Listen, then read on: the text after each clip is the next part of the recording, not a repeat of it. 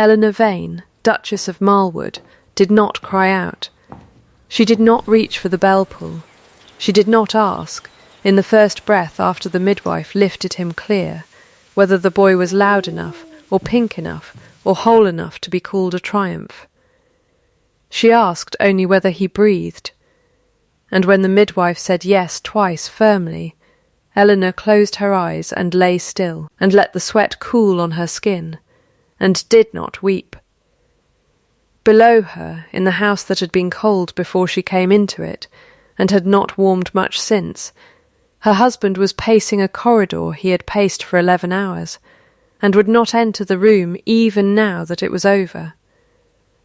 The housekeeper, Mrs. Prine, came up first with the news that should have needed no carrying, since the whole house had heard the child's first cry through 2 floors of stone. She came anyway, because someone was required to say the rest of it, and she was the one who had been given the words.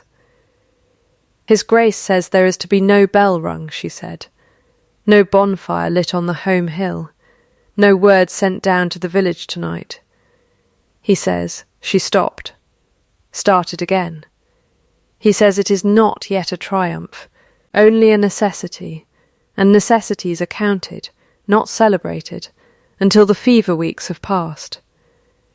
Eleanor lay with her son against her ribs, and did not answer for the length of 3 breaths. She did not weep. She did not send back an angry word. She did not ask Mrs. Prine to repeat it, as though repetition might soften what had already landed with its full and exact weight. What she did was this. She asked for her father's lantern, the small horn paned one that had crossed 3 counties in her trunk, and had sat unlit on her dressing table for 4 years of marriage, because there had never been an occasion that felt like hers alone. She had it lit. She had it set in the window facing the home hill, where any soul walking the lane after dark could see a single small flame burning in the Duchess's window on a night when the great house itself had ordered silence. By midnight, every hill above Marlwood would be burning, and the Duke would stand at his own window and watch a fire spread across his land that he had never given permission to light, and could not, in the end, command out. The spring of 1819 had come to Marlwood the way most things came to Julian Vane's house, quietly, on someone else's schedule, and without anyone troubling to ask whether it was wanted. Eleanor had married into that house 3 years before this night, in a match arranged with the brisk, bloodless efficiency of 2 families settling a boundary dispute rather than a courtship. Her father's modest but respectable name traded for the Duke's considerable debts, which her dowry, carefully invested, had gone some way toward mending. She had understood, from the second week, that she had married a house more than a man. Julian Vane was correct to her in every particular that could be measured. She wanted for nothing, was addressed with courtesy, was never raised nor crossed in company, and absent in every particular that could not. He did not attend her at breakfast unless business required it. He did not ask, in 4 years, what she thought of a single improvement to the grounds, though she had opinions, and good ones, and eventually stopped offering them where he could hear. What Julian Vane did not know, because he had never troubled to look closely enough to learn it, was that his wife had, within 18 months of her arrival, quietly taken the estate's tenant ledgers out of the steward's slack hands and set them right. She had walked every cottage on the home farm herself, in weather that ruined 2 pairs of boots, and had found that 4 families were being charged rents adjusted upward from a schedule 11 years out of date, while 2 others had been quietly excused their arrears by a steward who liked being thanked. She had corrected both errors without asking her husband's leave, because asking would have required his attention, and his attention was a commodity she had learned not to spend where it might be refused. The tenants had noticed. The Duke had not. Her father, Thomas Sinclair, had been a country solicitor of no great fortune, but considerable exactness. A man who had raised her on maxims, delivered the way other fathers delivered discipline. Paper remembers what people attempted to forget, he used to say, tapping whatever ledger was open in front of him, and she had carried the sentence into her marriage the way another woman might have carried a ring. He had died 2 winters before her wedding, leaving her very little in money and, though she did not yet know the full shape of it, a great deal more in paper than anyone suspected. There was a cousin, too, in those first years, Mr. Simon Voss, a pleasant, watchful man, some years older than Julian, who had been heir presumptive to the dukedom for the better part of a decade before Eleanor's arrival threatened that arrangement, and who continued to visit Marlwood with a regularity that had nothing to do with affection and everything to do with information. He was warmest, Eleanor had noticed early, precisely when he had the least reason to be, and she had learned to listen more closely to him when he smiled than when he did not. Julian's coldness, in those years, had a particular texture that Eleanor could not yet name. It was not temper, it was not disdain. It was the particular stillness of a man doing arithmetic he dislikes, performed at every mention of children, of futures, of anything that asked him to hope out loud. When her condition became known, in the autumn before this night, he had received the news in his study, with his hands flat on the desk, and had said only, "An heir is necessary.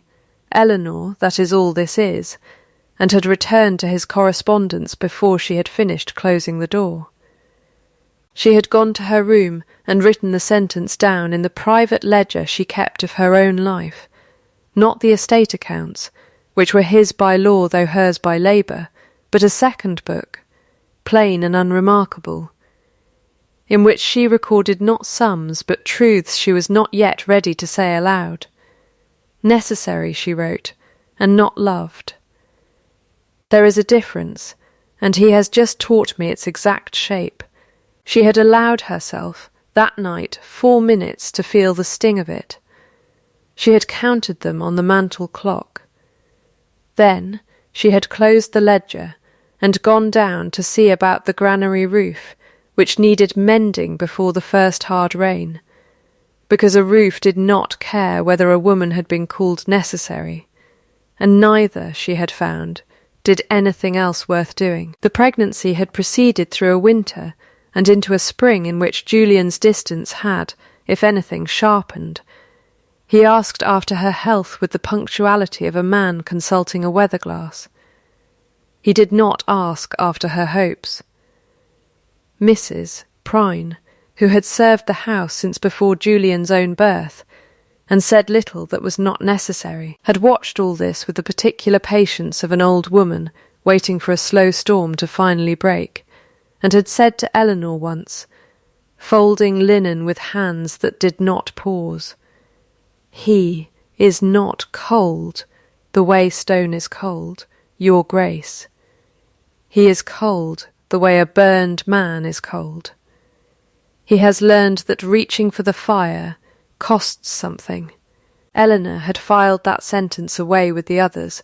In the drawer of her mind she kept for things she was not yet permitted to understand. The labour had begun on a Tuesday in April, and had lasted through the night, and well into the following morning, and Julian had not entered the room, not once, though he had not left the corridor outside it either, a fact Eleanor would only learn later from Mrs. Prine, who had found it strange enough to mention twice. When at last the child came, whole and loud and unmistakably a son, the messenger sent to inform the Duke had returned within the quarter hour, carrying an answer so brief it might have been a bill of sale. No bells, no bonfire, no word sent down, until the fever weeks were past.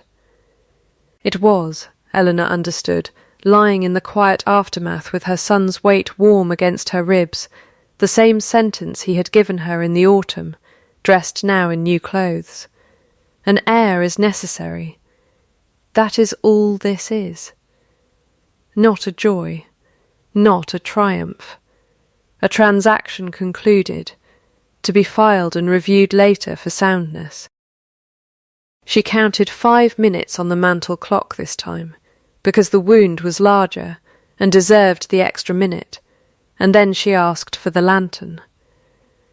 Mrs. Prone, standing in the doorway with the Duke's message still on her tongue, watched the Duchess give her instruction with a steadiness that had nothing performed in it, and something in the old woman's face changed. She had spent 30 years watching this family fail to say what it meant. She was not going to spend one more night helping it succeed at silence. "I'll see it lit myself," she said, and there was no softness in it, only decision. "And I'll walk down to Coop's farm on my own 2 feet after, if it please your grace, and mention that a lantern is burning in the Duchess's window tonight, and that no one has said a soul mayn't answer it." Eleanor looked at her for a long moment. She did not smile. She had not the strength for it yet, and would not have offered a false one if she had. But something behind her eyes eased by a fraction Mrs. Prine's own tired eyes were sharp enough to catch. "Tell them nothing else," Eleanor said. "Only that. Let them decide the rest for themselves." It was, she would understand only much later, the single instruction in 4 years of marriage that had cost her nothing to give, and would return to her 100-fold. The lantern went into the window a little after 10.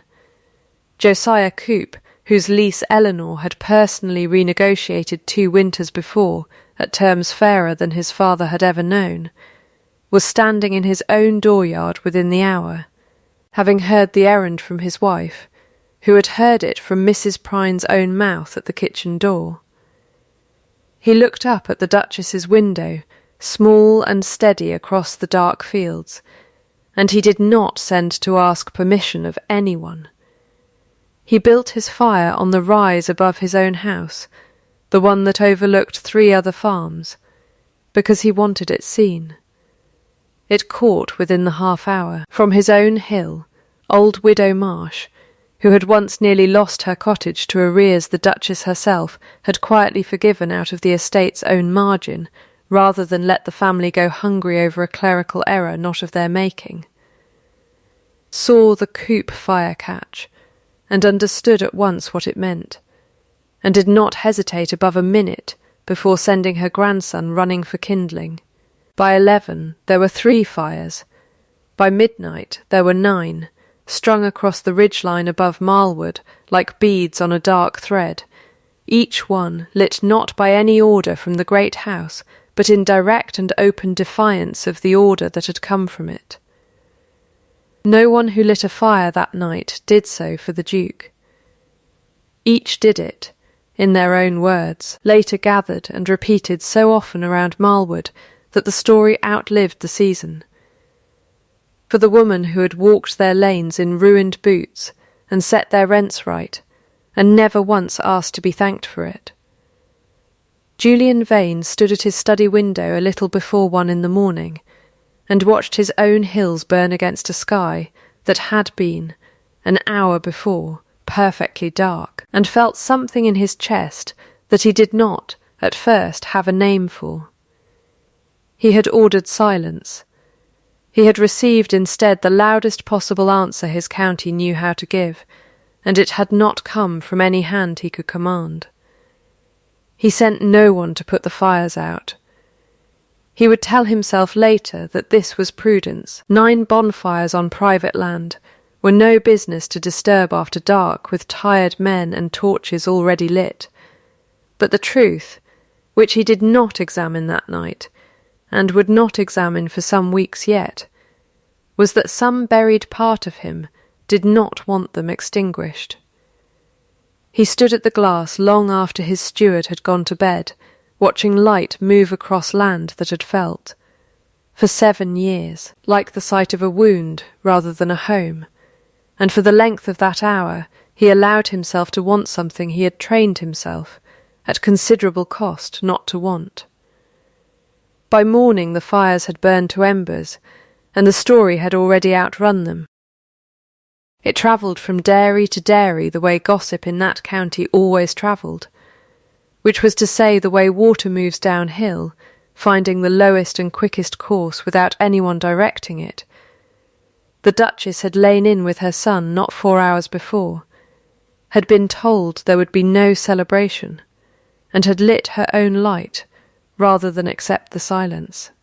And half the parish had answered her within the hour, without being asked twice. It reached the vicarage. It reached the mill. It reached, inevitably, Mr.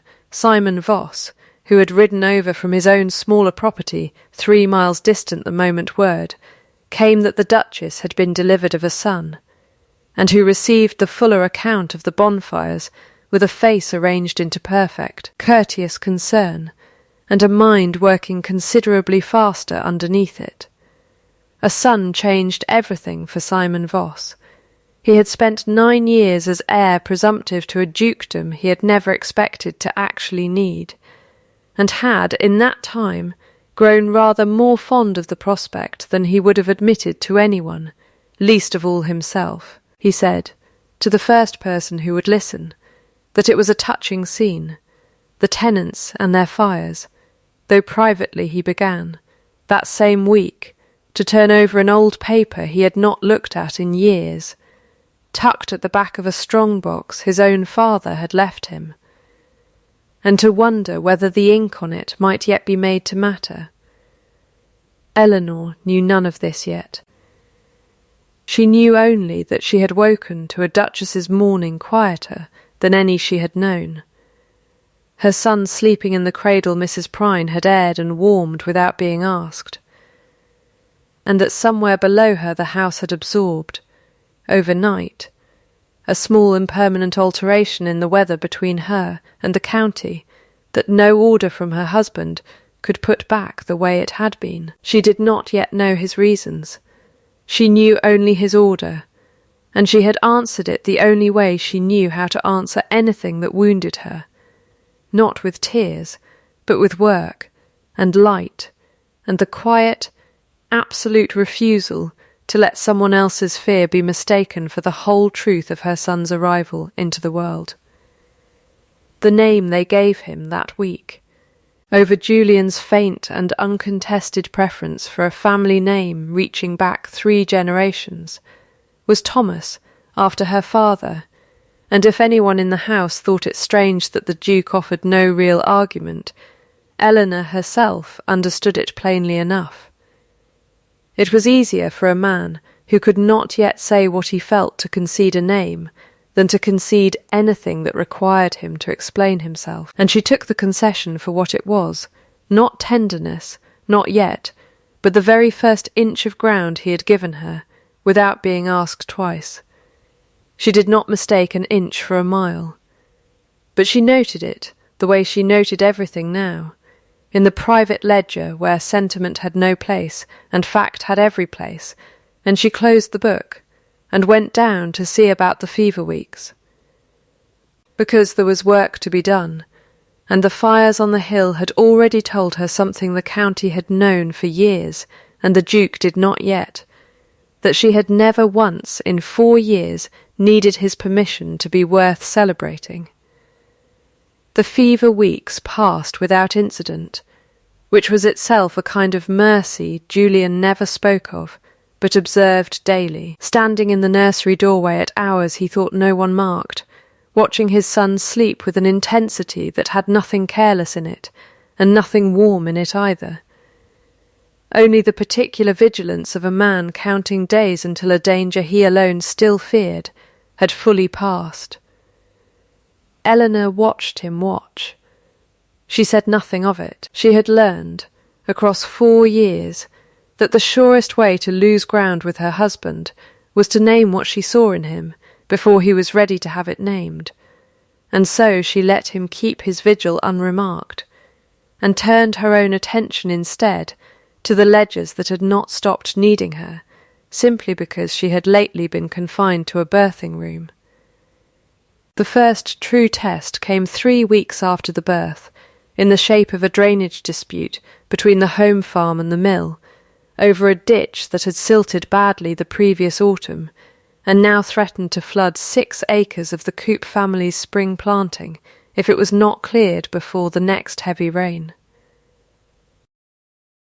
The estate's steward, a competent but unimaginative man named Harwick, who had served the previous duke and had never quite adjusted to taking direction from a woman, proposed the obvious and expensive solution: hire a gang from the county town, dig the whole channel new, and charge it to the estate at a cost he estimated, with visible discomfort, at something over £40. Eleanor asked to see the old survey maps before agreeing to any sum.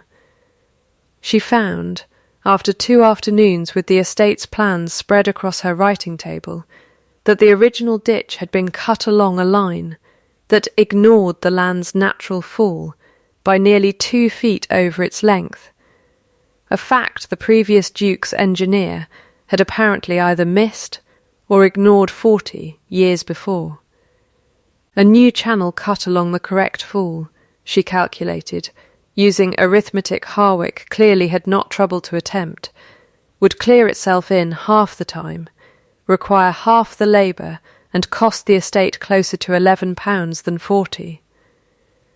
Harwick did not believe her until he stood at the new line with a level in his own 2 hands and watched the water find it on its own, without a single man needing to lift a spade beyond the first day's cutting. He said nothing to her directly that week.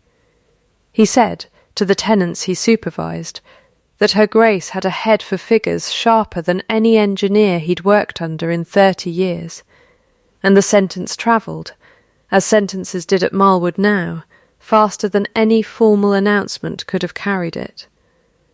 Julian heard of it second-hand, over dinner, from his own valet, who had it from a groom, who had it from Harwick himself.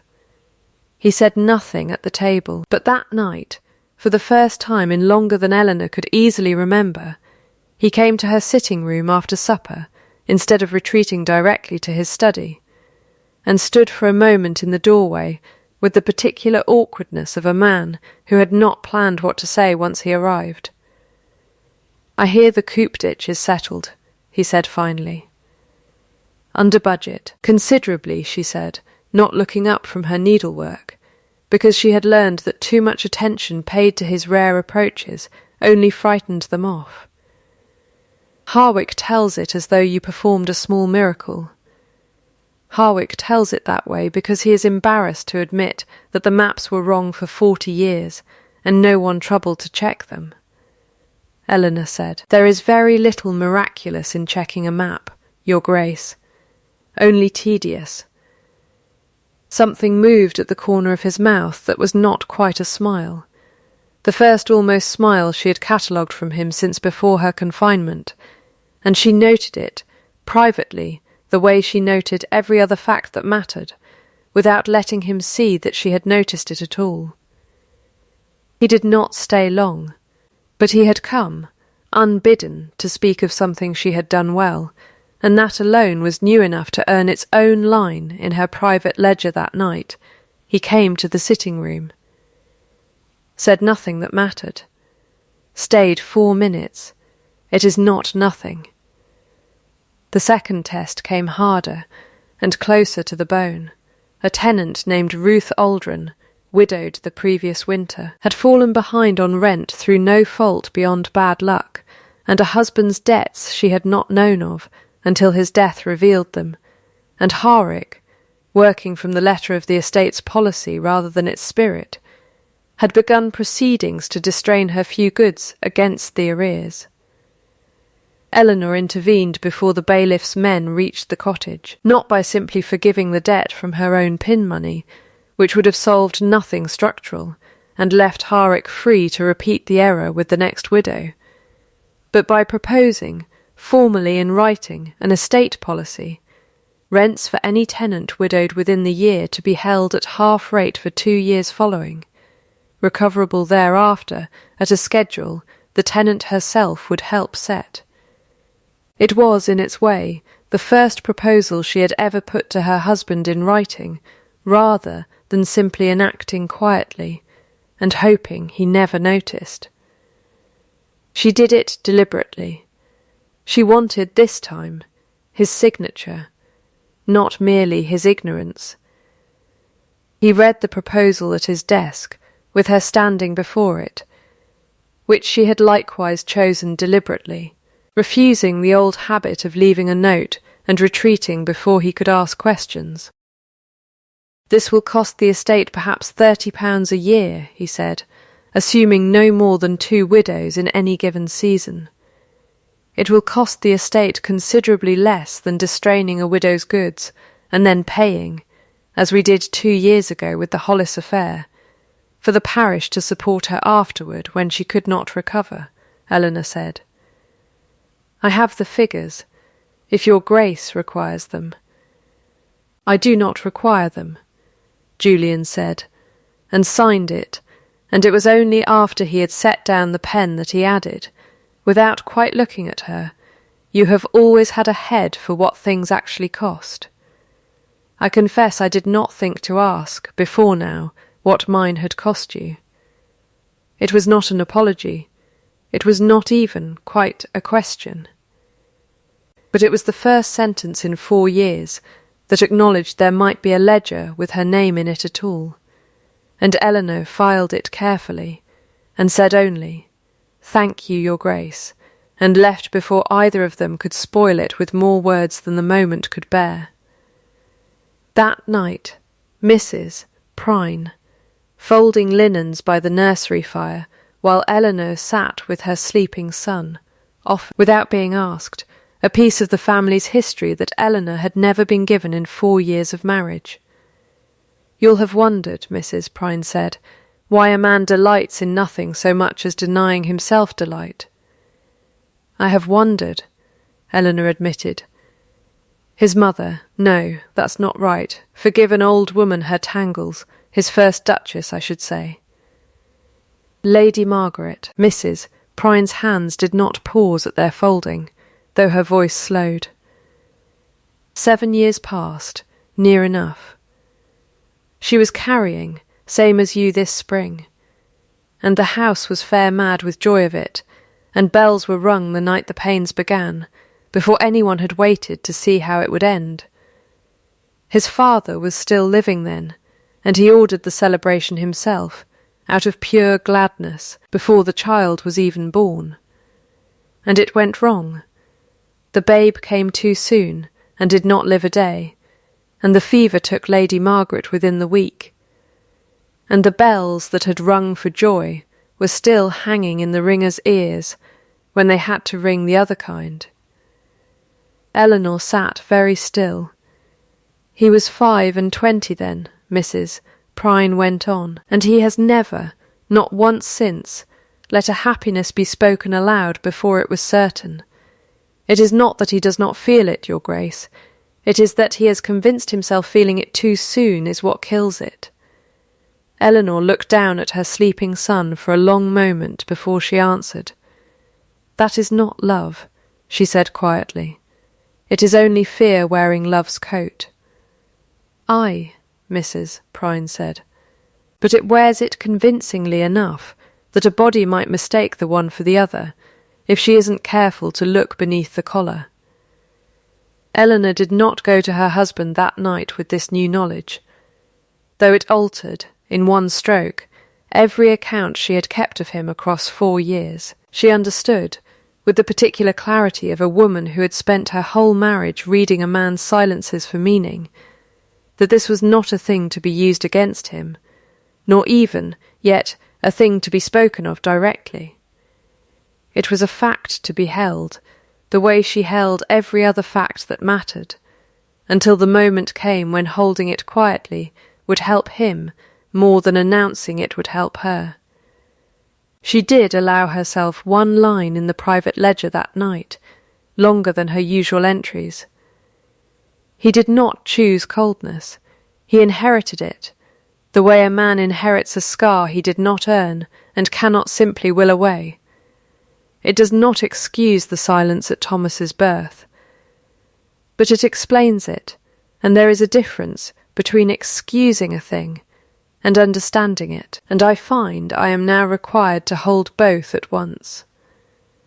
It was around this time that Simon Voss began, in small and deniable increments, to make himself more present at Marwood than he had been in years. He rode over twice in a fortnight, where once a month had sufficed. He asked, with every appearance of ordinary cousinly interest, after the boy's health, after the estate's accounts, after, once, delivered with a smile so mild Eleanor nearly missed its weight, whether Julian had ever fully settled the old business of his father's first arrangement for him, before the Duke's marriage to Eleanor had been arranged at all. What old business? Eleanor asked, because the question had been aimed. She understood at once, precisely at her ignorance of it. Oh, Voss said, waving a hand as though the matter were beneath serious mention, a boyhood contract, nothing more. The old Duke fancied a match with the Hartwell family, years before Julian came of age to object to it. I dare say it was dissolved properly enough at the time. Paper from that era is not always what it should be, that is all. I only wondered. He left within the half-hour, having planted, with the precision of a man who had rehearsed the sentence more than once, a question Eleanor could not now unhear. She did not raise it with Julian that week. She raised it instead, quietly, in a letter to the family's solicitor, Mr. Ashby, a meticulous and incorruptible man, who had inherited his practice, as it happened, from her own late father, and who held somewhere in his chambers 4 decades of Marwood's paper going back further than either Julian or Voss had been alive to remember. She asked him, in careful and unremarkable language that gave nothing away, whether he might, at his convenience, confirm the full and proper dissolution of an old contract concerning the Hartwell family, entered into some 30 years before by the previous Duke. Mr. Ashby's reply took 11 days to arrive, and when it came, it was shorter than she had expected, and considerably more unsettling. He was, he wrote, presently unable to locate the dissolution papers in question among the Chamber's current files, though he recalled the matter distinctly from his own apprenticeship under her late father, who had handled the dissolution personally at the time. He would continue searching, he assured her, and would write again the moment he found what he sought. Eleanor read the letter twice, standing at her window with the home hill visible beyond the glass. Quiet now, the bonfire ash long since rained away, and felt, for the first time since her son's birth, something colder settle in her chest than any order for silence had managed to produce. Somewhere, paper that should have existed did not appear to exist, and the man most eager to have it disappear had just spent a fortnight making certain she knew, in the vaguest possible terms, exactly where to go looking for it. The letter from Mr. Ashby sat unanswered on Eleanor's writing table for 2 days before she did the thing she had not done in 4 years of marriage without a specific and pressing reason. She went to her husband's study uninvited, in the middle of the afternoon, and closed the door behind her. Julian looked up from his correspondence with the faint surprise of a man unused to being interrupted in his own territory. "I have a question," Eleanor said, "and I would rather ask it plainly than have it answered for me by your cousin, a little at a time, until I have swallowed the whole of it without noticing. Ask it then. Was there ever a contract between your father and the Hartwell family concerning your marriage before I was ever considered for the position?" Something crossed his face that she had not seen there before. Not guilt exactly, but the particular discomfort of a man being asked to account for his own father's decisions. There was some boyhood arrangement. Yes, I was perhaps 12. It came to nothing. My father dissolved it within the year, when the Hartwell fortunes altered and the match no longer suited either family.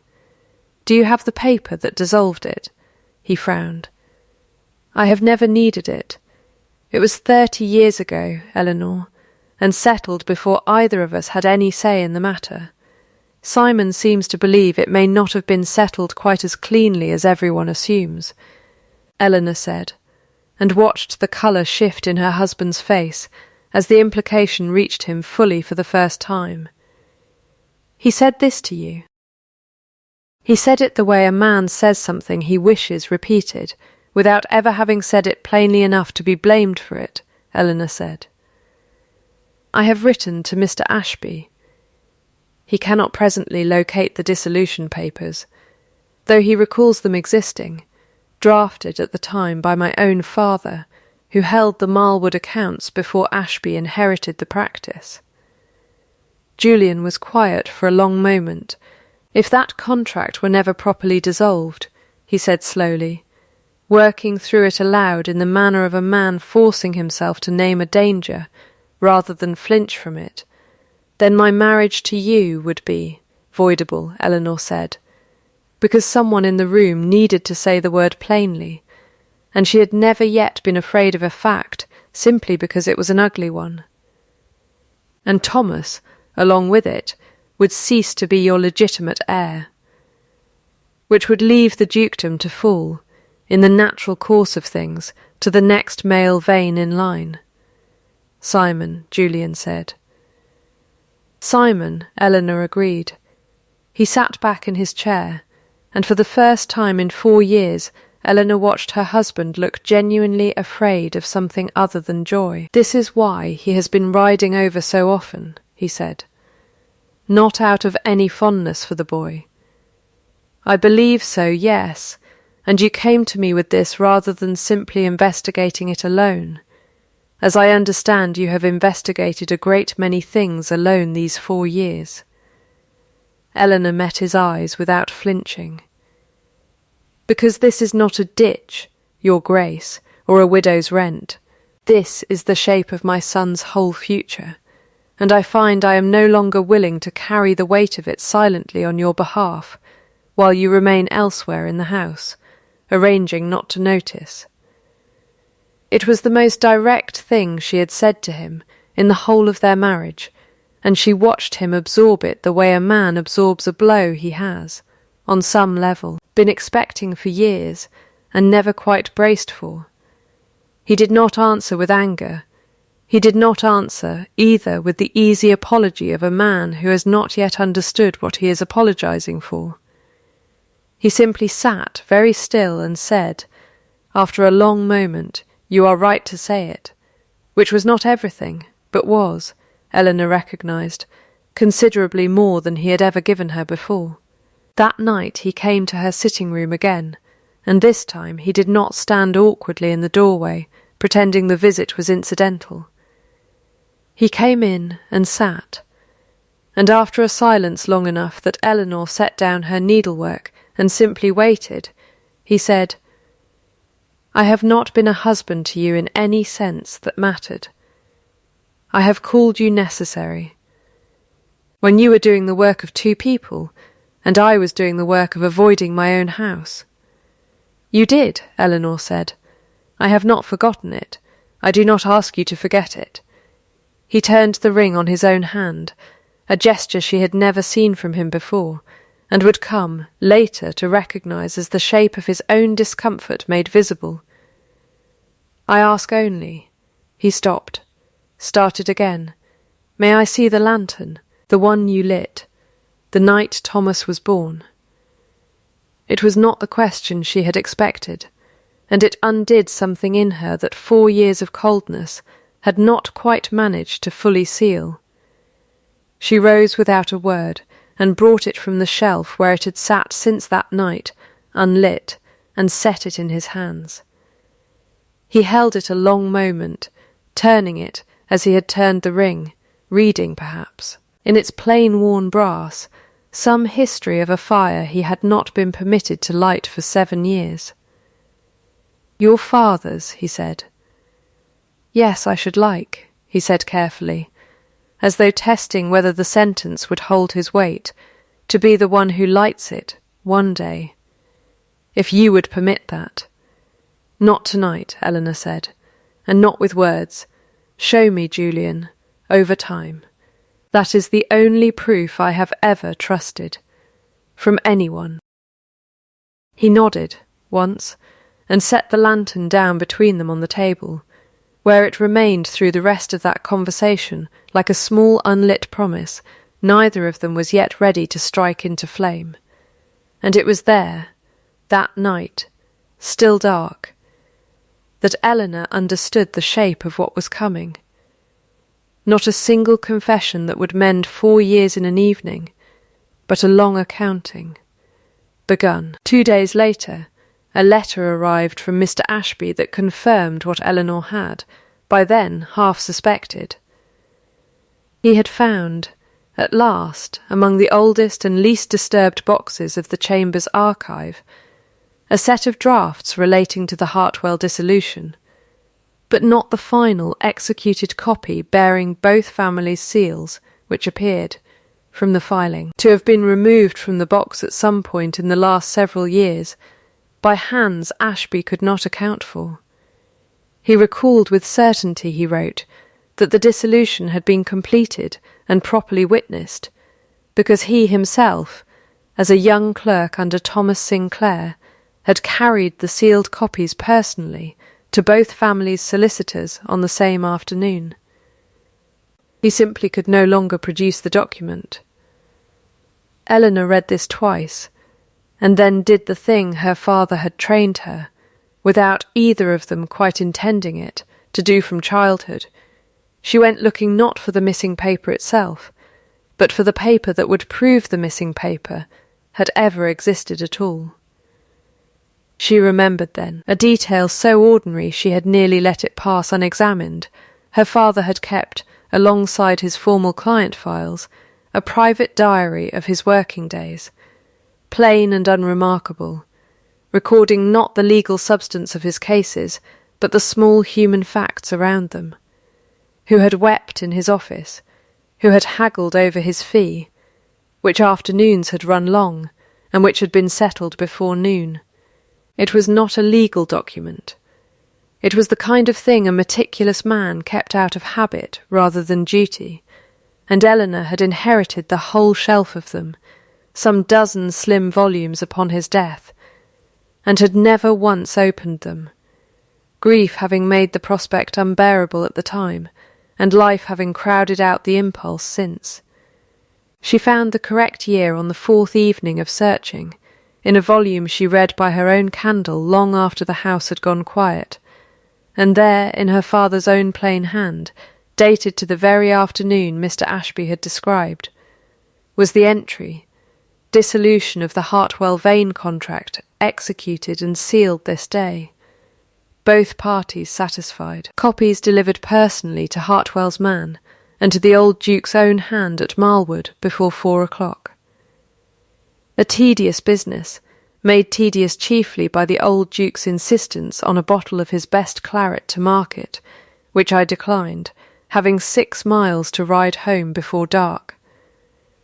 It was not, by itself, a legal proof that would satisfy a magistrate, but it was, Eleanor understood at once, the thread that would unravel the rest, because a diary entry naming an exact date, an exact hour, and an exact detail, as vivid and unlikely as a declined bottle of claret, was not the kind of thing a man invented for a client he had merely wished to please.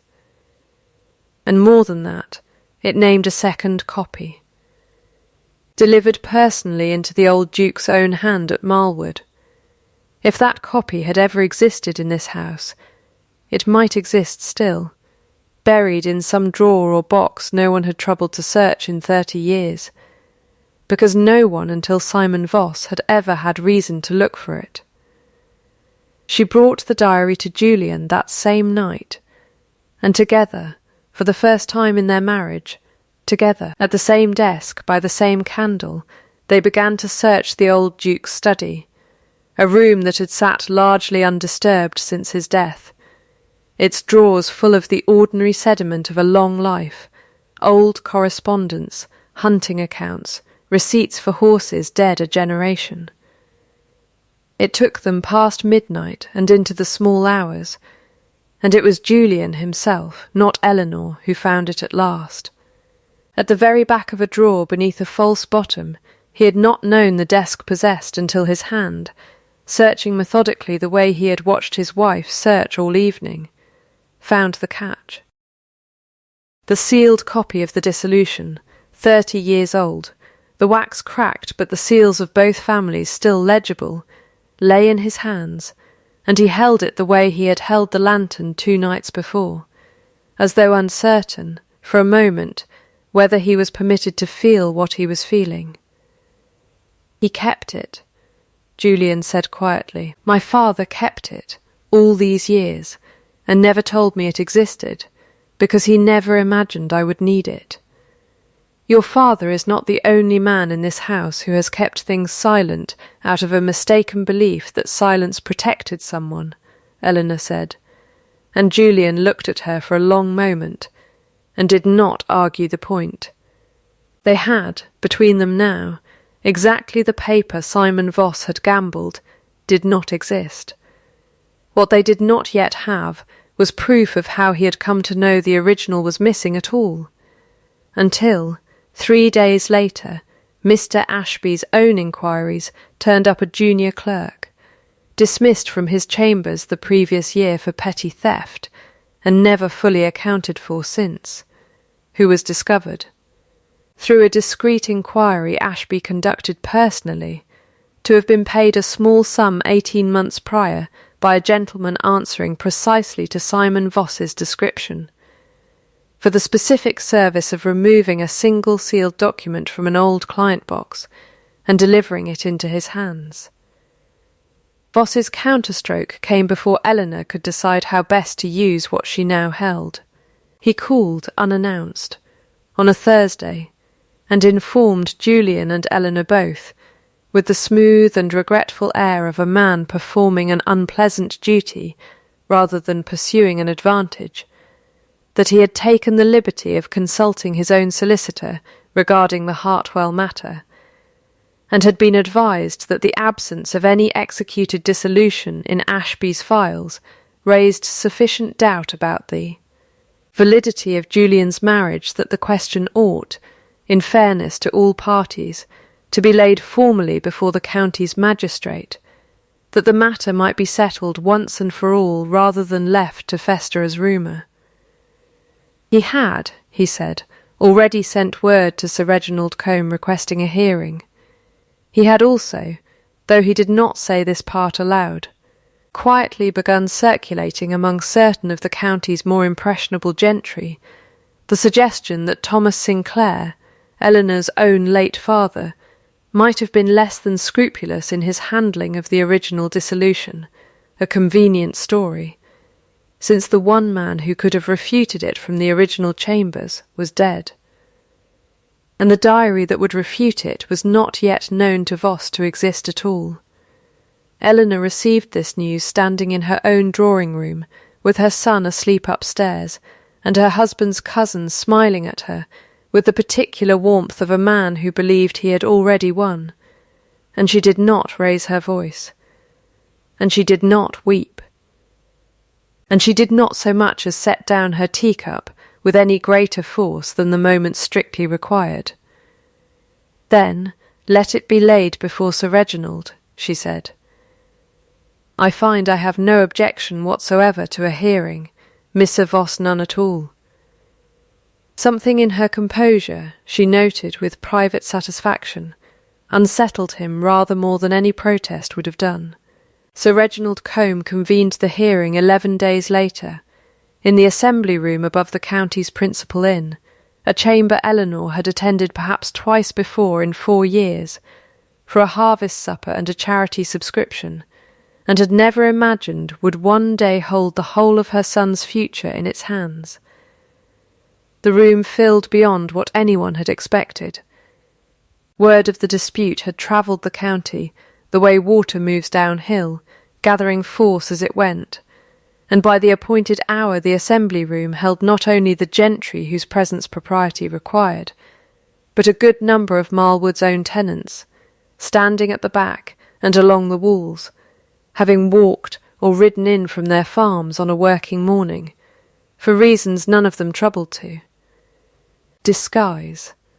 Simon Voss opened with practised regret, laying before Sir Reginald the plain, and, on its face, damning fact. No executed dissolution existed in the solicitor's files, only the recollection of an old clerk and the word of a duchess with every interest in the outcome. He suggested, delicately, that Thomas Sinclair's own diligence in the matter might, regrettably, be open to question, a man dead these 2 years being unable to defend his own good name. Sir Reginald turned to Eleanor. "Your Grace has documents to offer?" "I do," Eleanor said, and rose, and her voice did not shake. She laid before the magistrate, in order, without haste, the diary entry in her father's own unmistakable hand, dated and specific, naming the hour, the delivery, the declined claret, the sealed dissolution itself, both families' seals intact upon it, recovered from the false-bottomed drawer of the old Duke's own desk, where it had lain undisturbed for 30 years, and finally a sworn statement, obtained through Ashby's own careful inquiry, from the dismissed clerk who had been paid to remove the original copy from the Chamber's files 18 months before. "You will note," Eleanor said, "that Mr. Voss's solicitor discovered the absence of a document that Mr. Voss himself had already arranged to have removed. I would ask the room to consider how a man comes to know so precisely what is missing from a file he has never had lawful cause to examine." Voss's composure, which had held through the diary, and even, barely, through the recovered seal, did not survive the clerk's statement. Sir Reginald read the name of the payment source aloud, and asked Voss directly whether he denied it, and Voss began an answer that changed shape twice before he finished it, which in a room full of people trained by long county habit to read exactly such hesitations for exactly what they meant, was its own kind of confession. It was then that Josiah Coop stepped forward from the back of the room, without being called, hat in his 2 hands, and asked Sir Reginald's leave to speak. "I've no paper to offer," he said, in the plain unhurried speech of a man unused to grand rooms, but not at all unused to telling the truth. "Only this. I've known the Duchess 4 years, since she come to Marlwood, and I've known Mr. Voss the same 4 years, riding through now and again looking to see how the wind sat. I reckon this room can judge for itself which of the 2 has spent those years working for this county, and which has spent them waiting on it to fall into his hands." A murmur went through the room that was not quite applause, because the setting did not permit applause, but was, in every way that mattered, its equivalent. Widow Marsh spoke next, unbidden, of the arrears quietly forgiven. A dairyman spoke of the drainage corrected at 1/3 the promised cost, and by the time the room had heard 4 such accounts, unrehearsed, and each in its own plain voice, Sir Reginald did not require a 5th to reach his conclusion.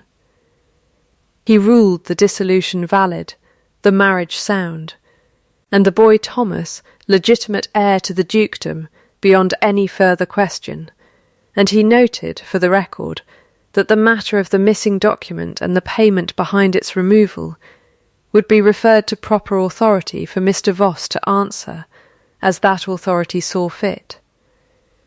The room turned then, visibly, audibly, the way a tide turns, not all at once, but unmistakably. Gentry, who had greeted Voss with easy familiarity, an hour before now finding reasons not to meet his eye.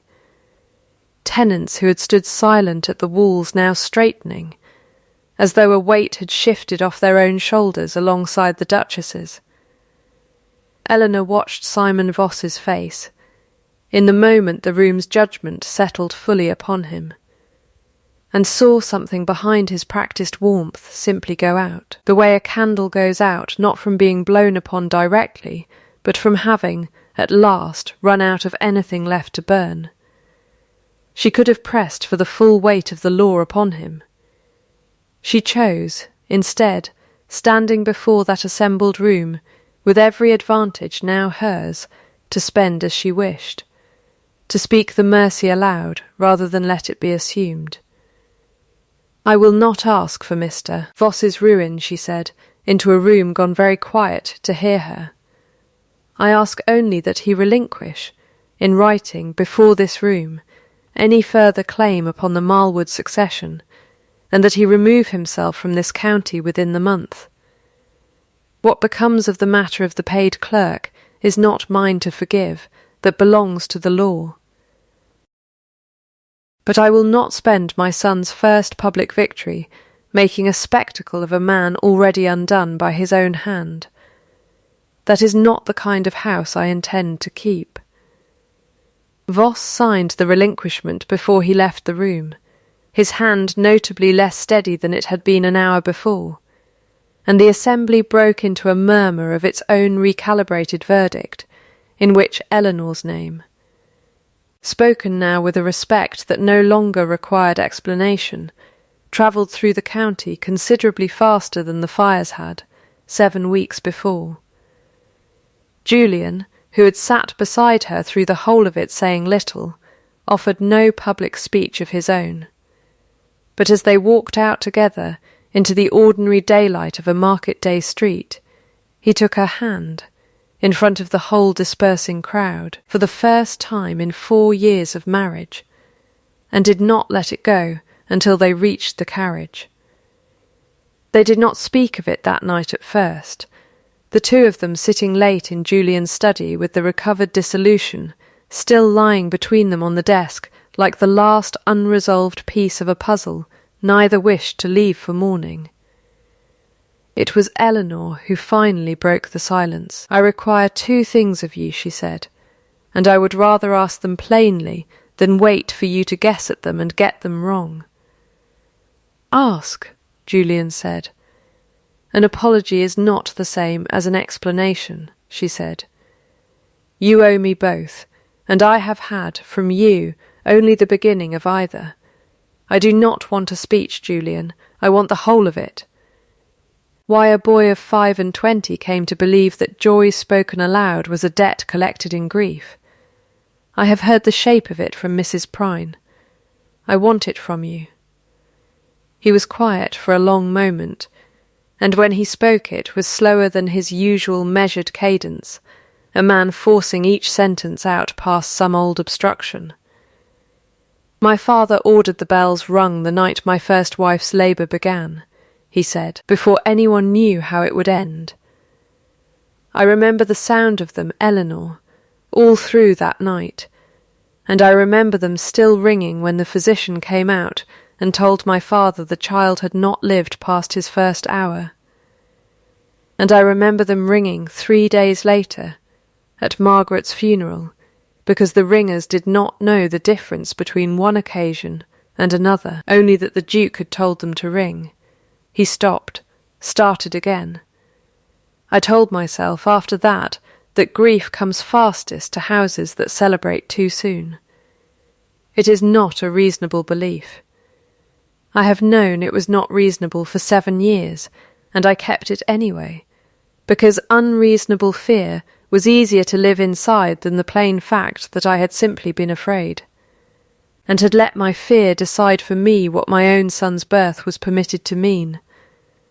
"That is the explanation," Eleanor said quietly. "I have it now. I will not ask you to repeat it. But I still require the apology, separately, and in your own words, for what that fear cost me specifically. Not Margaret, not your father's house, but me this spring, in a birthing room." told that my son was necessary, and nothing more. Julian looked at her for a long moment, and something in his face, which had spent 7 years disciplined into stillness, finally broke its own discipline. "I am sorry," he said. "Not sorry that it happened, as though it were weather I could not help. Sorry that I chose it. I told you an heir was necessary, and that was all, and I have turned that sentence over more times this last fortnight than I care to admit, because it was a coward's sentence, and you deserved a braver one from the very first day I knew you carried him." "All right," Eleanor said. "All right, then," Julian said, and something in the plain exchange of those 4 small words settled between them like a signed page. Her conditions, when she named them, were not many, but she named each aloud and required his answer to each in turn, rather than allow the whole to pass as a single vague understanding, easily forgotten by winter. "The tenant ledgers remain mine to keep and to correct, without requiring your signature after the fact, though I will show you the accounts each quarter as a courtesy, not a duty." Agreed. Any policy touching the estate's people, wages, rents, widows, the like, is decided jointly from this day, and not announced to this house by proclamation, while I learn of it second hand from the housekeeper. Agreed, Julian said, and had the grace to look briefly ashamed of the memory that condition plainly referenced. "And when our son is old enough to understand it, he will be told the truth of the night he was born, not to shame you, but because I will not raise a boy on a house's silence the way you were raised on one." Julian was quiet at that, longer than at the others, but he nodded at last. "Agreed," he said, "though I confess it frightens me more than the hearing did." "Most true things do, at first," Eleanor said. "There remained one further reckoning that autumn, though it was smaller than the others, and required only a single evening. Harwick, the steward, came to Eleanor privately, hat in hand much as Josiah Coop had held his in the assembly room, and admitted that he had known, for some years, of small liberties the previous steward before him had taken with certain tenant accounts, and had said nothing out of old loyalty to a dead man's memory rather than any dishonesty of his own, and that this silence had cost the very widow whose rent Eleanor had corrected that spring more hardship than his conscience could now comfortably carry.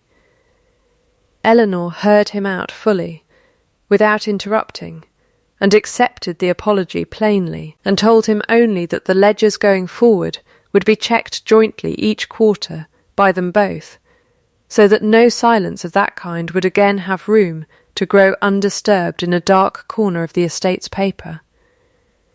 "Fair enough, Your Grace," Harwick said, and meant it, and it was, in its small way, one more piece of the house's long unspoken business finally spoken. The winter that followed was not dramatic, and Eleanor was glad of it, because she had had drama enough that year to last a decade, and what she found she wanted now, more than any further reckoning, was simply the accumulation of ordinary days that meant, one by one, very little, and together meant everything. Julian began taking breakfast with her each morning, a small thing that cost him nothing to arrange, and had simply never occurred to him to arrange before. He began asking her opinion on the grounds, on the tenants, on decisions large and small, not as a courtesy extended downward, but as a genuine want of her judgment, which she gave freely once she understood it was truly wanted, and not merely tolerated. He moved his chair, one evening in November without remark, from its old place across the room to a spot beside hers at the estate desk, where the two of them now reviewed the quarter's accounts together by the same candle, and he poured her tea before she asked for it, small and unremarkable, and each of these things, Eleanor noted in her private ledger, meant nothing in isolation, and everything in accumulation.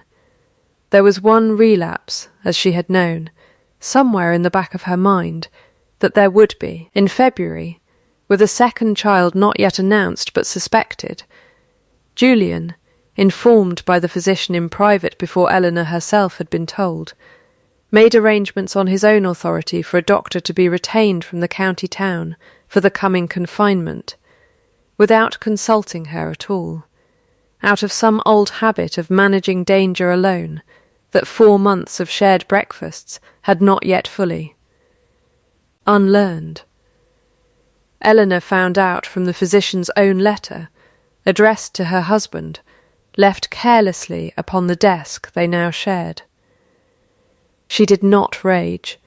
She set the letter down, and when Julian came in, she said only, "You have done the thing again, Julian. Decided a matter that touches my body and my confinement without asking me first, because some old part of you still believes that deciding alone is the same as protecting." He stopped in the doorway. She watched him hear it, truly hear it, not merely absorb it and wait for the moment to pass, and watched him choose, this time, differently than he might have chosen a year before. "You are right," he said. "I will write to the doctor again, and this time I will ask you first what you want, and abide by your answer, whatever it is."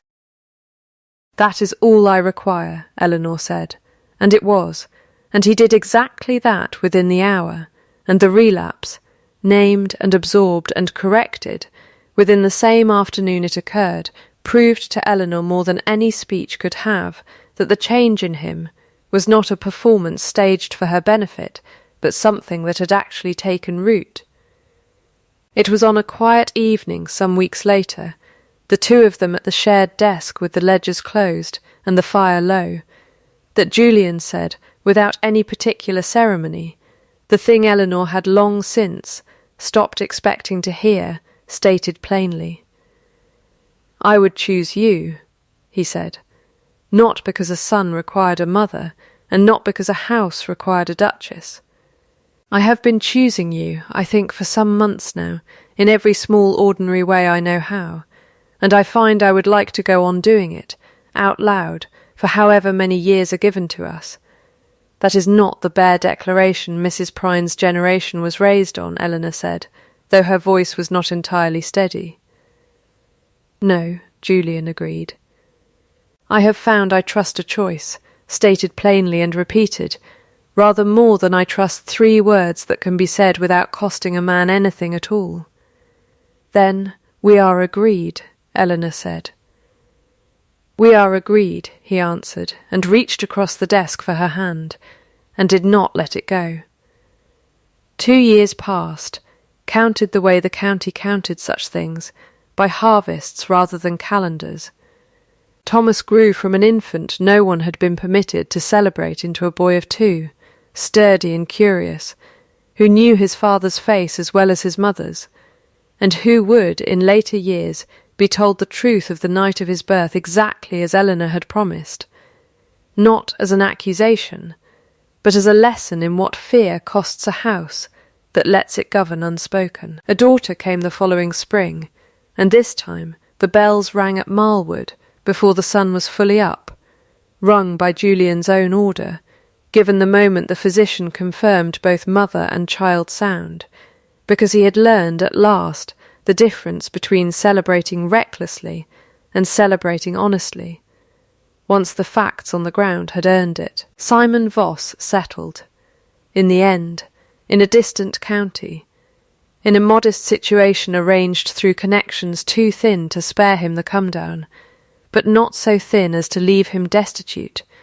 a mercy Eleanor had insisted upon even after the law had finished with the matter of the paid clerk, on the grounds that a man thoroughly undone before his whole county had already paid a currency more lasting than. Any further punishment could add to it. He did not return to Marlwood, and was not missed there. Harwick remained steward a further 8 years. The ledgers checked jointly each quarter exactly as promised, and it was under his and Eleanor's shared hand that the estate's fair wage policy, first written down almost by accident in the matter of Ruth Aldrin's rent, was formally posted in every tenant hall on the estate as standing practice, no longer a private kindness dispensed at the Duchess's discretion, but a rule the whole county could read for itself and hold the house to. And each spring, on the anniversary of Thomas's birth, Marlwood held what the tenants themselves had begun to call lighting night, without any grander name attached by the house. A single evening when every family on the estate lit a lantern of their own in their own windows, in memory of the night silence had been answered with fire, and Julian himself, each year, stood at the door of the great house and lit the first of them, the same small horn-paned lantern that had once burned alone in a duchess's window, while the house it belonged to had ordered no celebration at all. He said to her, lighting it the 2nd year running, with their daughter asleep against her shoulder, and their son tugging impatiently at his coat to see the flame catch, "I told you once that an heir was necessary. That was all I said, and it was a coward's sentence, and I have spent every year since trying to earn the right to say the truer one instead." "And what is the truer one?" Eleanor asked, though she already knew. "That you were never merely necessary to this house," Julian said. "You were essential to it, in every sense that word has ever properly meant, and I was a fool for 7 years for mistaking the one word for the other. The house that had once held its breath through every season, cold in its rooms and colder in its silences, had by then settled into something else entirely, a place where doors opened without announcement, where a child's laughter carried down corridors that had once carried only the sound of a duke pacing alone, where the ledgers were kept honestly, and the wages were posted plainly, and the fires, each spring, were lit not by command but by choice. Eleanor Vane had not spent those 4 hard years asking to be seen. She had spent them making herself impossible to unsee, one corrected ledger, one fair wage, one steady lantern at a time, until the seeing came not as a gift bestowed upon her, but as a debt finally, honestly paid. Not because a son had made her necessary, but because a life's plain, unglamorous, uncelebrated work had made her, in the end, the one thing no order for silence could ever again take from her, known, on her own terms, by the only judgment that had mattered from the very first night the hills went dark, and then, one by one, did not.